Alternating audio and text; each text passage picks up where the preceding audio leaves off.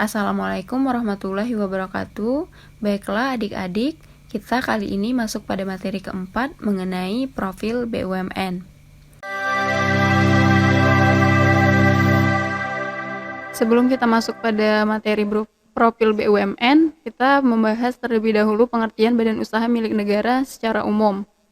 Badan usaha milik negara adalah perusahaan nirlaba yang bertujuan untuk menyediakan barang atau jasa bagi masyarakat.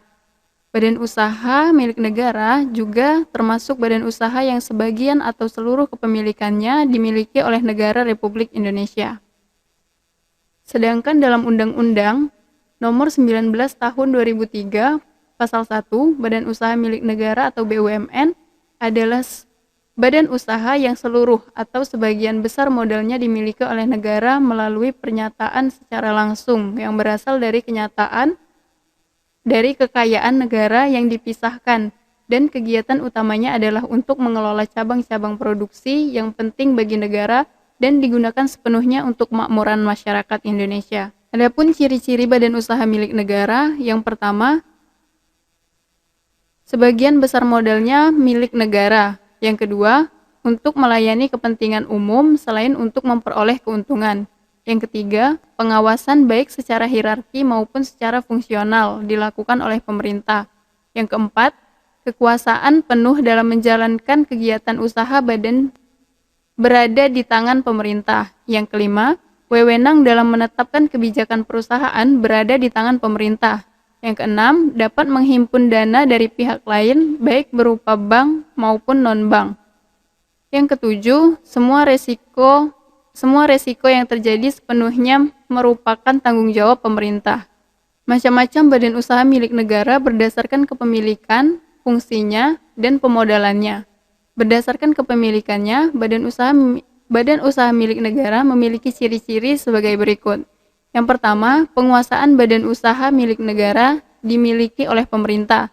Yang kedua, pengawasan dilakukan baik secara hierarki maupun secara fungsional dilakukan oleh pemerintah. Yang ketiga, kekuasaan penuh dalam menjalankan kegiatan usaha berada di tangan pemerintah. Yang keempat, pemerintah berwenang menetapkan kebijakan yang berkaitan dengan kegiatan usaha.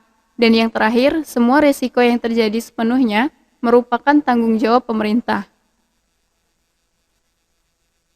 Berdasarkan fungsinya, badan usaha milik negara memiliki ketentuan sebagai berikut. 1. Untuk mengisi kas negara, karena merupakan salah satu sumber penghasilan negara. 2. Agar pengusaha swasta tidak memonopoli usaha yang menguasai hajat hidup orang banyak. 3. Melayani kepentingan umum ataupun pelayanan kepada masyarakat. 4. Merupakan lembaga ekonomi yang tidak mempunyai tujuan utama mencari keuntungan, akan tetapi dibenarkan untuk memupuk keuntungan. Yang kelima, merupakan salah satu stabilisator perekonomian negara. Yang keenam, dapat meningkatkan produktivitas, efektivitas, dan efisiensi serta terjaminnya prinsip-prinsip ekonomi. Berdasarkan permodalannya, BUMN memiliki ciri-ciri yaitu 1. Modal seluruhnya dimiliki oleh negara dari kekayaan negara yang dipisahkan. 2. Peranan pemerintah sebagai pemegang saham bila sahamnya dimiliki oleh masyarakat, besarannya tidak lebih dari 49%, sedangkan minimal 51% sahamnya dimiliki oleh negara. 3. Pinjaman pemerintah dalam bentuk obligasi. 4. Modal juga diperoleh dari bantuan luar negeri. 5. Bila memperoleh keuntungan, maka dimanfaatkan untuk kesejahteraan rakyat. 6. Pinjaman kepada bank atau lembaga keuangan bukan bank.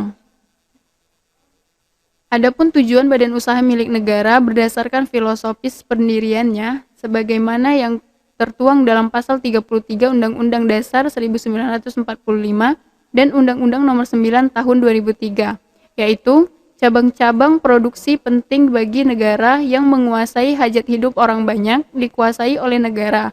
Kemudian, bumi, air, dan kekayaan alam yang terkandung di dalamnya dikuasai oleh negara dan digunakan untuk sebesar-besarnya kemakmuran masyarakat. Lalu, dalam Undang-Undang Nomor 19 Tahun 2003 dikatakan bahwa pertama, sumbangan bagi perkembangan perekonomian nasional pada umumnya dan penerimaan negara pada khususnya. Kedua, mengejar keuntungan. Ketiga, menyelenggarakan kemanfaatan umum berupa penyediaan barang dan atau jasa yang bermutu tinggi dan memadai bagi pemenuhan hajat hidup orang banyak. Yang keempat, perintis kegiatan-kegiatan usaha yang belum dapat dilaksanakan oleh sektor swasta dan koperasi. Lima, turut aktif memberikan bimbingan dan bantuan kepada pengusaha, golongan ekonomi lemah, koperasi, dan masyarakat. Peran Badan Usaha Milik Negara atau BUMN dalam perekonomian Indonesia. Yang pertama, yaitu pengelola sumber daya alam potensial milik negara. Yang kedua, penyumbang pertumbuhan perekonomian nasional. Ketiga, sebagai stabilisator perekonomian. Keempat, perintis kegiatan usaha yang belum dapat digarap swasta. Keenam, memberi dukungan terhadap ekonomi lemah. Ketujuh, penyedia lapangan kerja. Serta yang terakhir sebagai sumber pendapatan negara. Fungsi dari badan usaha milik negara. Adapun beberapa fungsi dari badan usaha milik negara, yang pertama sebagai penyedia barang ekonomis dan jasa yang tidak disediakan oleh swasta. Yang kedua, merupakan alat pemerintah dalam menata kebijakan perekonomian. Yang ketiga, pembuka lapangan kerja. Keempat, penghasil devisa negara.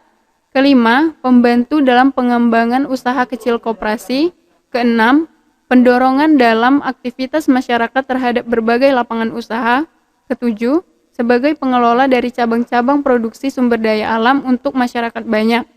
Kedelapan, sebagai penyedia layanan dalam kebutuhan masyarakat sebagai penghasil barang dan jasa demi pemenuhan hajat orang banyak. Terakhir, sebagai pelopor terhadap sektor-sektor usaha yang belum diminati oleh pihak swasta. Manfaat dari badan usaha milik negara atau BUMN ialah sebagai berikut. 1. Memberikan kemudahan bagi setiap masyarakat di dalam memperoleh kebutuhan hidup yang berupa barang dan juga jasa. 2. Membuka serta memperluas lapangan kerja bagi masyarakat angkatan kerja. Ketiga, mencegah terjadinya monopoli pihak swasta di pasar di dalam pemenuhan barang dan juga jasa. Keempat, meningkatkan kuantitas serta kualitas dalam komoditi ekspor yang berupa penambahan devisa baik itu migas ataupun non-migas. Kelima, mengisi kas negara yang bertujuan ialah untuk memajukan dan juga mengembangkan perekonomian negara.